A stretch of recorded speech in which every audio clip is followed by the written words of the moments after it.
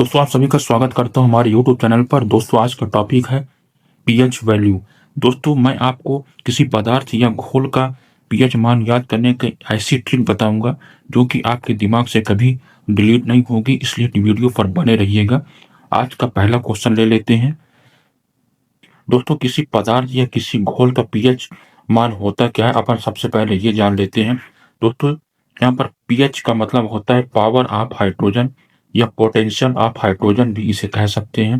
दोस्तों किसी पदार्थ में या घोल में हाइड्रोजन की कितनी मात्रा है, उसकी मात्रा को पीएच वैल्यू से अपन जानते हैं। दोस्तों पहला क्वेश्चन है सामान्य जल का पीएच मान क्या होता है। दोस्तों इसका सही आंसर है ऑप्शन सी 7। दोस्तों मैं आपको एक ट्रिक से समझाने की कोशिश करता हूँ। समंदर में बहुत सारा पानी होता है। दोस्तों बॉलीवुड का एक गाना बहुत फेमस हुआ था पहले, 7 समंदर पार मैं तेरे पीछे पीछे आ गई। दोस्तों यहाँ पर आता है 7 और समंदर में क्या होता है, पानी। तो दोस्तों मैं उम्मीद करता हूँ कि आपको ये याद हो गया होगा और कभी नहीं भूलेगा कि पानी का पीएच मान 7 होता है। दोस्तों दूसरी ट्रिक ये है कि सप्ताह में 7 दिन होते हैं। दोस्तों बंदे को या इंसान को खाना मिले या ना मिले, लेकिन पानी मिलना बहुत ज़्यादा ज़रूरी होता है। बढ़ते हैं नेक्स्ट क्वेश्चन की तरफ। नमक NaCl के विलयन का पीएच मान क्या होता है, 3, 5, 7 या 9। दोस्तों नमक या NaCl विलयन का पीएच मान 7 होता है। दोस्तों अभी मैंने फर्स्ट क्वेश्चन में ही बताया था कि समंदर में पानी होता है। दोस्तों समंदर के पानी में नमक बहुत सारा होता है, लेकिन इसका पीएच मान 7 ही होता है। इसलिए नमक या NaCl के विलयन का पीएच मान 7 ही होगा। इसे आप लोग याद रख लें। थर्ड क्वेश्चन की तरफ बढ़ते हैं। चौथा क्वेश्चन, मानव रक्त का पीएच मान क्या होता है, 6.8, 7, 7.4 या 8। दोस्तों सही आंसर हो जाएगा 7.4। दोस्तों क्या होता है, जब किसी व्यक्ति को चोट लगती है तो उसके शरीर से खून निकलने लगता है, लेकिन दोस्तों क्या होता है, अगर उसके शरीर से 2 बूंद खून निकला तो उसको डर नहीं लगता, लेकिन अगर 2 के बाद तीसरा और चौथा 4 बूंद खून निकल जाता है तो उसे डर लगने लगता है। तो दोस्तों इस तरह से मानव रक्त का पीएच 7.4 हो जाएगा। नेक्स्ट क्वेश्चन की तरफ बढ़ते हैं। मानव आंसू का पीएच मान क्या होता है। दोस्तों जब व्यक्ति को चोट लगेगी तो उसका खून भी बहेगा और उसे दर्द होगा तो उसके आंसू भी बहेंगे। तो दोस्तों जिस तरह से रक्त का पीएच मान 7.4 है, इसी तरह से आंसू का पीएच मान भी 7.4 ही आप मानिए। छठवां क्वेश्चन देख लेते हैं। नींबू का पीएच मान क्या होता है। दोस्तों नींबू का पीएच मान 2.4 होता है। दोस्तों जब अपन सब्जी लेने जाते हैं तो सब्जी वाले के पास भाजी होती है, टमाटर होता है, बैगन होता है, गोभी होती है और उसके पास नींबू भी होता है। दोस्तों सामान्यतः सभी लोग नींबू नहीं खाते, कोई कोई नींबू खाता है। और जब आदमी सब्जी ले लेता है तो आखिरी में सब्जी वाले से बोलता है कि भाई 10 रुपए का 2-4 नींबू दे दो, 2-4 नींबू दे दो। तो दोस्तों नींबू का पीएच मान 2.4। मैं उम्मीद करता हूं कि ये आपको याद हो गया होगा। सातवां क्वेश्चन देखते हैं। बैटरी अम्ल का पीएच मान क्या होता है। दोस्तों बैटरी अम्ल का पीएच मान 1 होता है। दोस्तों मैं आपको एक पीएच स्केल बनाकर समझाने की कोशिश करता हूं। दोस्तों पीएच स्केल में सबसे पहले 0 होता है और सबसे आखिरी में 14 होता है और बीच में 7 होता है। दोस्तों 7 से 0 की तरफ जाने वाली रीडिंग में यह अम्लीय होता है और 7 से 14 की तरफ जाने वाली रीडिंग में यह क्षारीय होता है या बेसिक होता है। दोस्तों जब कोई चीज हमको बहुत ही अच्छी लगती है तो हम क्या कहते हैं कि 1 नंबर चीज है यार, 1 नंबर चीज। दोस्तों और बैटरी का अम्ल का पानी जो होता है बहुत ज्यादा अम्लीय होता है या एसिडिक होता है और बहुत खट्टा होता है, इसलिए इसकी पीएच वैल्यू 1 है। बढ़ते हैं नेक्स्ट क्वेश्चन की तरफ। दूध का पीएच मान क्या होता है? 4.5, 5.5, 6.5, 7.5। दोस्तों दूध का पीएच मान होता है 6.5। ऑप्शन सी सही हो जाएगा। दोस्तों इसकी ट्रिक क्या है मैं आपको बताने की कोशिश करता हूँ। दोस्तों हमारे घर में गाय है जिसको मैं सुबह 6 बजे लगाता हूँ या फिर शाम को 5 बजे लगाता हूँ। उम्मीद करता हूँ ये हमारी ट्रिक आपके दिमाग में बैठ गई होगी।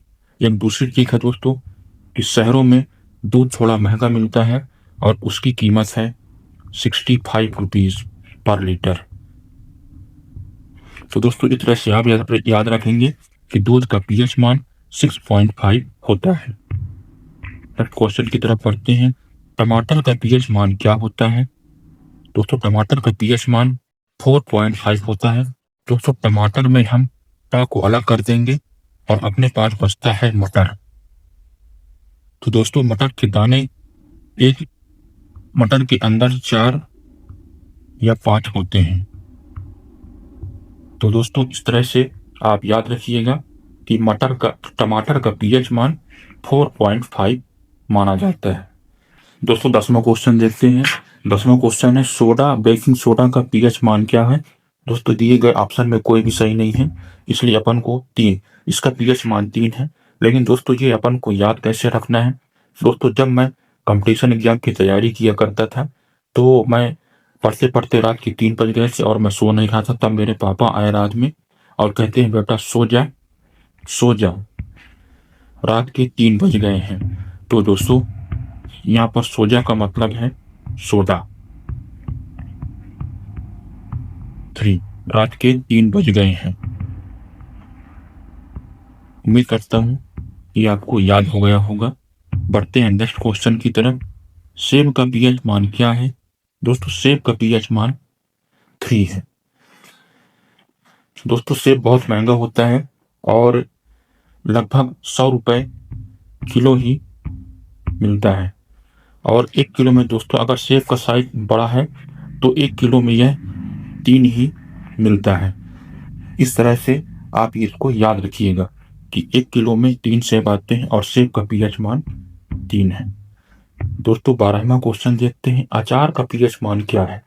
दोस्तों अचार का पीएच मान ऑप्शन बी 3.5 या 3.9 है। लेकिन दोस्तों अपन को ये ट्रिक कैसे याद रखना है? दोस्तों अचार में से अपन आ को अलग कर देंगे तो अपन को मिलेगा 4। दोस्तों यह जो नंबर है 3.5 से 3.9 जो कि 4 के बिल्कुल नजदीक है, इसलिए अचार का पीएच मान 3.5 से 3.9 सही हो जाएगा। बढ़ते हैं 13वें क्वेश्चन की तरफ। सिरके विनेगर का पीएच मान क्या है? दोस्तों विनेगर का पीएच मान 3 होगा। यहाँ पर कोई भी ऑप्शन सही नहीं है, 3 ही सही मानिए। लेकिन दोस्तों ये अपन को कैसे याद रखना है? दोस्तों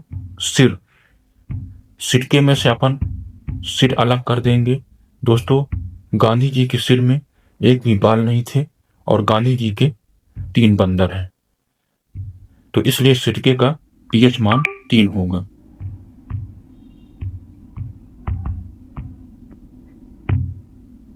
बढ़ते हैं 14वें क्वेश्चन की तरफ।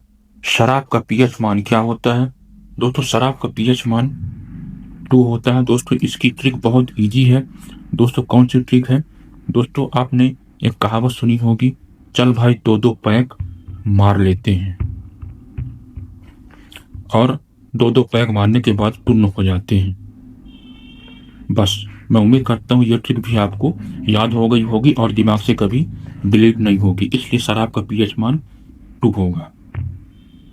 15वां क्वेश्चन देखते हैं। समुद्री जल का पीएच मान क्या होता है? दोस्तों समुद्री जल का पीएच मान 6, 7, 8 या 9। दोस्तों इसका सही आंसर हो जाएगा 8.5। 8.5 इसका सही आंसर हो जाएगा। तो दोस्तों इसमें क्या है, समंदर मेरे घर से सिर्फ 8.5 किलोमीटर दूर है। सिर्फ 8.5 किलोमीटर। मैं सुबह उठता हूँ और मॉर्निंग वॉक करते करते समंदर के किनारे पहुंच जाता हूं, क्योंकि यह मेरे घर से सिर्फ 8.5 किलोमीटर ही दूर है। 16वें क्वेश्चन की तरफ बढ़ते हैं। मानव मूत्र का पीएच मान क्या होता है? दोस्तों, मानव मूत्र का पीएच मान 4.8 से 8.4 होता है।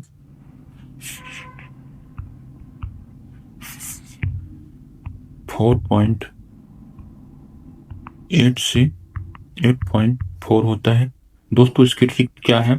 देखिए, ये दोनों एक दूसरे के अपोजिट हैं, 4.8 या 8.4। उम्मीद करता हूं ये भी आपको याद हो जाएगा।